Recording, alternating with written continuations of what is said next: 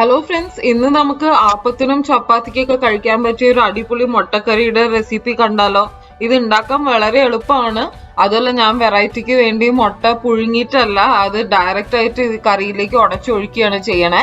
അപ്പൊ വീഡിയോയിലേക്ക് കടക്കുന്നതിന് മുമ്പ് ഞാൻ എപ്പോഴും പറയാറുള്ള മാതിരി എന്റെ ചാനൽ ഇഷ്ടമാവുകയാണെങ്കിൽ സബ്സ്ക്രൈബ് ചെയ്യുക. ഓൾസോ അതിനടുത്തുള്ള ബെല്ലൈക്കോൺ പ്രസ് ചെയ്ത് കഴിഞ്ഞാൽ നിങ്ങൾക്ക് പുതിയ വീഡിയോ നോട്ടിഫിക്കേഷൻസ് വരും.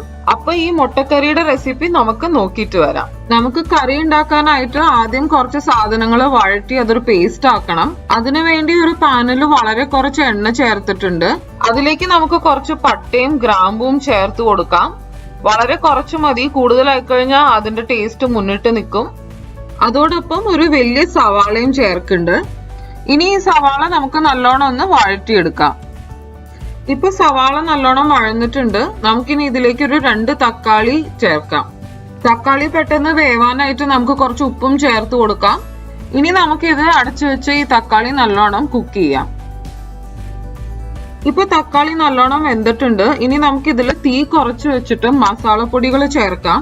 ഞാനിവിടെ ചേർക്കുന്നത് 2 ടേബിൾ സ്പൂൺ മല്ലിപ്പൊടി, 1 ടേബിൾ സ്പൂൺ മുളക് പൊടി, പിന്നെ ഒരു 1/2 ടേബിൾ സ്പൂൺ പെരുംജീരകം പൊടിച്ചതാണ്, ഫെനൽ സീഡ്സ് പൗഡർ, കുറച്ച് മഞ്ഞൾപ്പൊടി. ഇതെല്ലാം ചേർത്ത് നമുക്ക് ഇളക്കി കൊടുക്കാം. എന്നിട്ട് ഈ പൊടികളുടെ പച്ചമണമൊക്കെ പോണ വരെ കുക്ക് ചെയ്യാം. ഞാനിവിടെ കുറച്ച് വെള്ളവും കൂടി ചേർക്കുന്നുണ്ട്, പൊടികൾ കരിഞ്ഞു പോവാണ്ടിരിക്കാനായിട്ട്. അത് ഓപ്ഷണൽ ആണ്, വേണമെങ്കിൽ ചേർക്കാം, അല്ലെങ്കിൽ നമുക്ക് ഇങ്ങനെ തന്നെ കുക്ക് ചെയ്യാം. ഇപ്പൊ നമ്മളുടെ മസാലയൊക്കെ നല്ലോണം കുക്കായിട്ടുണ്ട്, പൊടികളുടെ പച്ചമണമൊക്കെ പോയി. ഇനി ഇത് നല്ലോണം ചൂടാറിയതിന് ശേഷം മിക്സിയിൽ ഒരു ഫൈൻ പേസ്റ്റ് ആയിട്ട് നമുക്ക് അരച്ചെടുക്കാം. ഇനി നമുക്ക് കറി ഉണ്ടാക്കാം. അതിനുവേണ്ടി ഒരു പാത്രത്തിൽ കുറച്ച് നല്ലോണം എണ്ണ ഒഴിച്ച് അതിലേക്ക് ഒരു 1/4 ടീസ്പൂൺ കടുക് ഇട്ട് നമുക്ക് പൊട്ടിക്കാം. കടുക് പൊട്ടിയതിന് ശേഷം കുറച്ച് ചെറിയുള്ളിയും ഒരു 3 പച്ചമുളകും കരിവേപ്പിലയും ചേർക്കുകയാണ്. ഈ ചെറിയുള്ളി നമുക്ക് നല്ലോണം മൊരിച്ചെടുക്കാം, അപ്പൊ നല്ല സ്വാദായിരിക്കും അതിന്.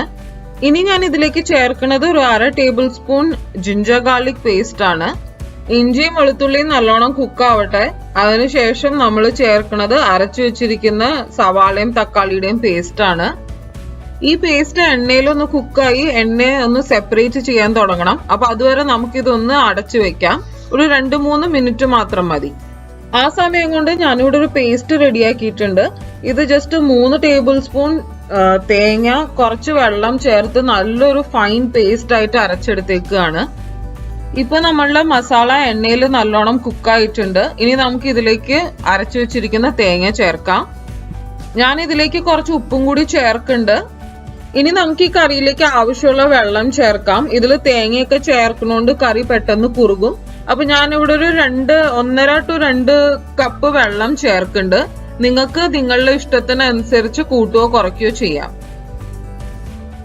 ഇനി ഞാനിത് അടച്ചു വെക്കുകയാണ്. ഇത് നല്ലോണം തിളയ്ക്കണം. അപ്പൊ തേങ്ങയൊക്കെ നല്ലോണം കുക്കായി എന്റെ പച്ച സ്മെല്ലൊക്കെ പോണം. ഇപ്പൊ നമ്മളുടെ ഗ്രേവി നല്ലോണം കുക്കായിട്ടുണ്ട്.